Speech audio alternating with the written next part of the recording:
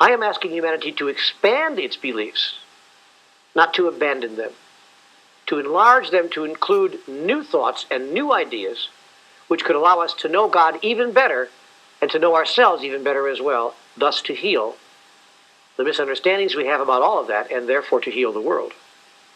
So I am not calling upon us to abandon our religions, in fact, far from it.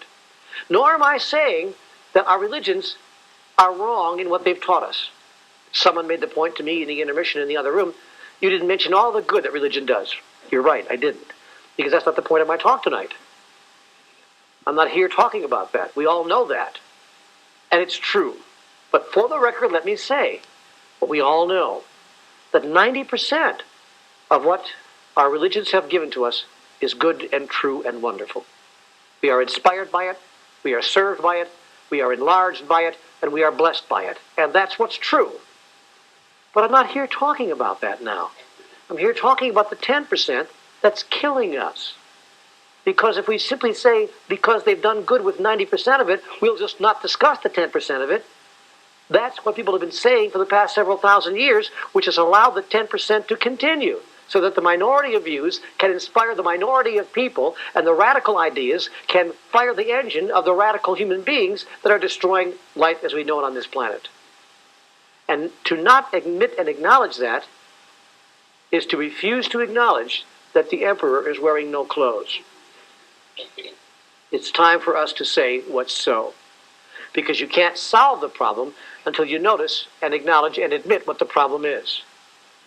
So now, we are like children who have been taught addition and subtraction, but not multiplication and division, and then been asked to solve a major mathematical problem. It's not that addition and subtraction are wrong. They're not wrong. But the body of knowledge is simply incomplete. And so we discover multiplication and long division, and we go, oh, wow, whoa. And suddenly whole new worlds open up to us. And so too is it with theology. But you know what's interesting about theology? It's not interested in new ideas. It's not interested in multiplication or division. It wants you to live with subtraction and addition. It's a simple matter, black and white. There are no grays, and there are no new ideas. There has not been a new theological idea seriously considered by organized religion in hundreds, if not thousands of years. And that's what's true. We've made incredible progress in our technologies. Look what we've done, sending people to the moon and beyond. We've made breathtaking progress in our medical sciences. Look what we've done. We've even made progress in our social and political sciences as well. But in the science of life, the most important science of all, that part of our collective experience that we call theology, we've made little or no progress at all. Because the majority of people are stuck in ideas, the very questioning of which can lead to a death sentence. Now, in this country, we don't kill people or sentence them to death for having ideas that do not agree with our previous understandings of things.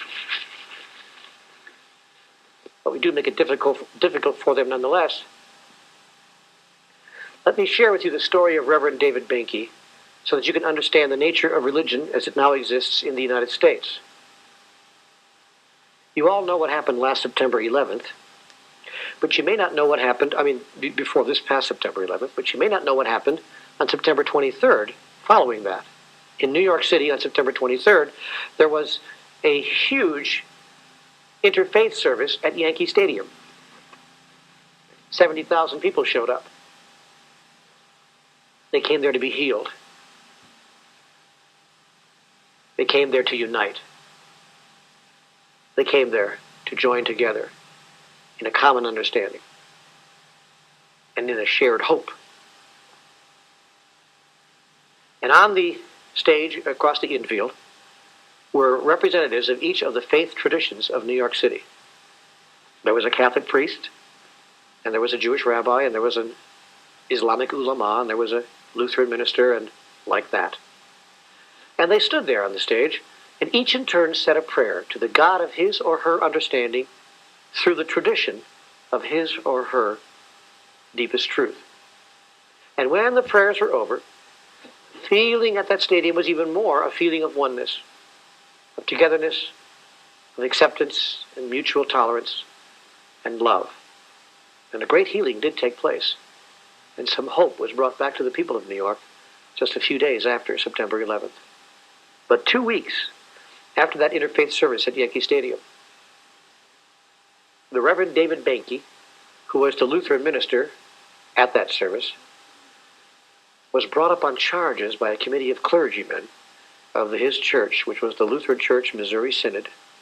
He was charged with the offense of syncretism, and he was asked to be defrocked. The charging committee asked that he be removed from the ministry because he committed syncretism, which is the offense of suggesting by behavior that there is more than one way to God.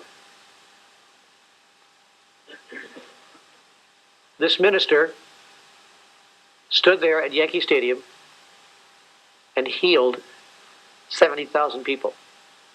But his actions, by praying at that interfaith service, were declared to be, and I quote the committee of clerics who charged him, his behavior was declared to be, quote, an egregious offense against the love of Christ.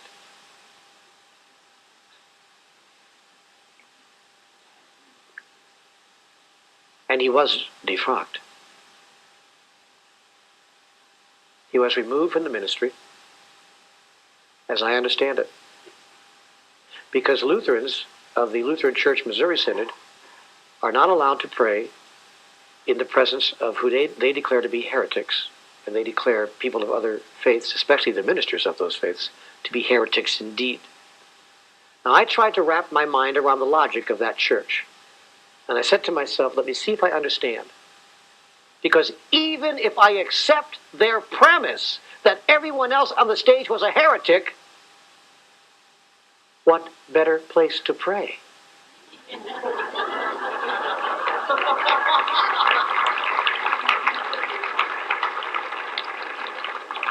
Should we pray to the choir? Or do you pray to the great unwashed? I mean, what is the point of religion if it is not to preach to the unconverted? But here, this man has lost his ministry at a time when this country was begging for unification, at a time when its people, and people all over the world, were calling out to the God of their understanding, God, my God, help us find a way back to you and back to each other. Help us bridge the gaps that divide us. Help us to understand that the variety of our beliefs do not have to bring violence to our lives. My God, help us. At a time when we were calling out from the depth of our heart and the deepest part of our soul, organized religion was prohibiting it and firing ministers who dared to do it. And that wasn't in Pakistan. We don't need to look to Afghanistan for religious fanaticism. That was in the United States of America.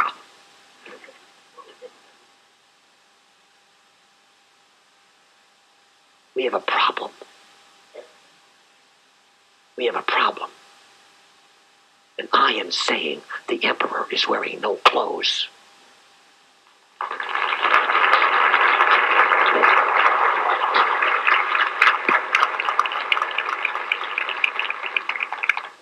Now, what are some of the new ideas that we might place on the table for discussion?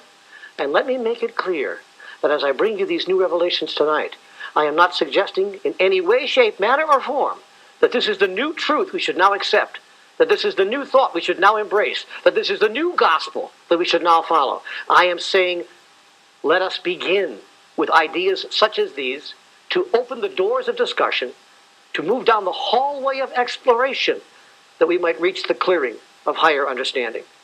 So hear these, not as my thought of what is now so, but as my latest idea from the God of my understanding of some things we might consider as we look about what it would take to create on this planet a new kind of spirituality. Because that's what I've come here tonight to invite you to do, to join in the movement to create a new spirituality on the planet, a spirituality that would allow us to embrace